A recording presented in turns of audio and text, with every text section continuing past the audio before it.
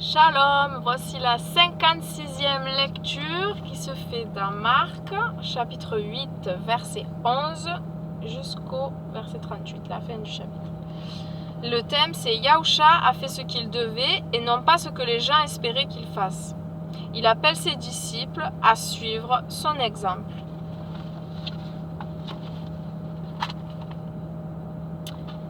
Les Prouchim, les pharisiens, arrivèrent et se mirent à discuter avec Yahusha. Ils lui demandèrent de lui montrer un signe venant du ciel. En fait, ils étaient venus pour le piéger. Soupirant profondément en son cœur, Yahusha leur dit : « Pourquoi cette génération demande-t-elle un signe ? Oui, je vous le dis, il ne sera pas donné de signe à cette génération. » Après cela, il les quitta, monta de nouveau dans la barque et partit pour l'autre rive du lac. Les Talmidim avaient oublié de prendre des pains. Ils n'en avaient qu'un avec eux dans la barque. Yahusha leur adressa cette recommandation : « Faites attention, gardez-vous du chametz des Prouchim et du chametz d'Hérode. » Ils pensaient qu'il avait dit cela car ils n'avaient pas de pain. Yahusha, le sachant, leur dit : « Pourquoi êtes-vous en train de raisonner sur le fait que vous n'avez pas de pain ? Ne croyez-vous pas et ne comprenez-vous pas encore ? Vos cœurs sont-ils devenus de pierre ? Avez-vous des yeux pour ne pas voir ?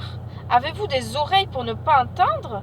Ne vous rappelez-vous pas, quand j'ai rompu les 5 pains pour les 5000 hommes, combien de paniers de morceaux vous avez emportés ? 12, répondirent-ils. Et quand j'ai rompu les 7 pains pour les 4000 hommes, combien de paniers pleins avez-vous emporté ? 7, répondirent-ils. Et il leur dit : Et vous ne comprenez toujours pas ? Ils arrivèrent à Bethsaïda. On amena à Yahusha un homme aveugle, et on le pria de le toucher. Prenant l'aveugle par la main, il le conduisit hors du village.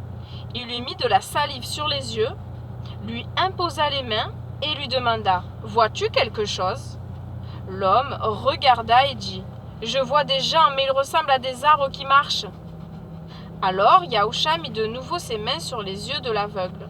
Celui-ci regarda fixement et sa vue fut rétablie. Il vit tout très distinctement. Yahusha le renvoya chez lui en lui disant : « N'entre pas au village. » Yahusha et ses Talmidim continuèrent leur route vers les villes de Césarée et de Philippe. Sur le chemin, il demanda à ses Talmidim : « Qui dit-on que je suis ? » Certains disent que tu es Yochanan l'immergeur, dirent-ils. Pour d'autres, tu es Eliyahu, et d'autres disent que tu es un des prophètes. Mais vous, leur demanda-t-il, qui dites-vous que je suis ? Képha répondit : Tu es le Mashiach. Alors, Yahusha leur défendit de parler de lui à qui que ce soit. Il commença à leur enseigner que le Fils de l'homme devrait beaucoup souffrir et être rejeté par les anciens, les chefs Kohanim et les enseignants de la Torah, et qui serait mis à mort mais qu'après 3 jours, il ressusciterait. Il parlait de ces choses ouvertement. Képha le fit venir à part et commença à le reprendre. Mais Yahusha, se retournant et regardant ses Talmidim, réprimanda Képha. « Arrière de moi, Satan, dit-il, car ta façon de voir les choses ne vient pas de Dieu, mais des hommes. » Puis, Yahusha appela à lui la foule et ses Talmidim et leur dit : « Si quelqu'un veut venir à ma suite, qu'il dise non à lui-même, qu'il prenne avec lui son poteau d'exécution et qu'il me suive. Car celui qui voudra sauver sa vie la perdra, mais celui qui détruira sa vie à cause de moi et de la bonne nouvelle la sauvera. En effet, que servirait-il à un homme de gagner le monde entier s'il perdait sa vie ? Que pourrait donner un homme en échange de sa propre vie ?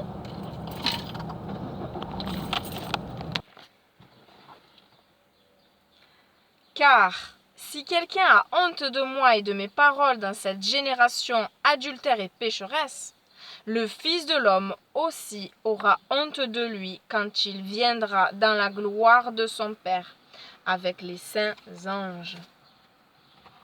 La question de méditation, c'est : est-ce que j'essaye de suivre Yahusha à moitié Ou est-ce que je me donne sans réserve pour ce qu'il m'appelle à faire?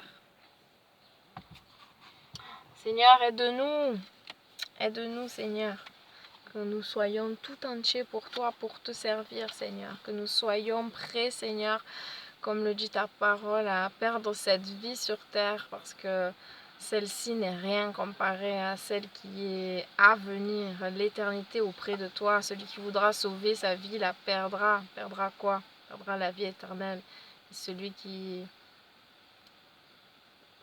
luttera pas, je sais plus c'est quoi le terme exact, ben il se sauvera. Voilà.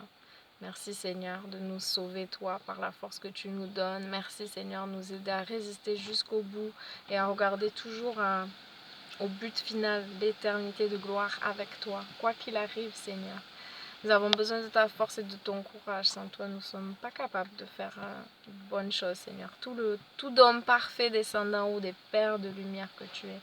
Gloire à toi.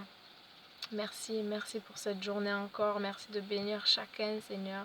Chacun de nous, merci de bénir ta parole dans les cœurs. Que ta parole porte du fruit en abondance. Fais-nous grâce, Seigneur, que nous soyons cette bonne terre, ce cœur pur. Enlève tout ce qui n'est pas ta gloire. Enlève, Seigneur, tout ce qui bloque, Seigneur, notre croissance, Seigneur. Merci, merci pour ce que tu as déjà fait, ce que tu es en train de faire et ce que tu feras. Merci pour tout, Créateur du ciel et de la terre. Béni soit ton Saint-Nom. Amen.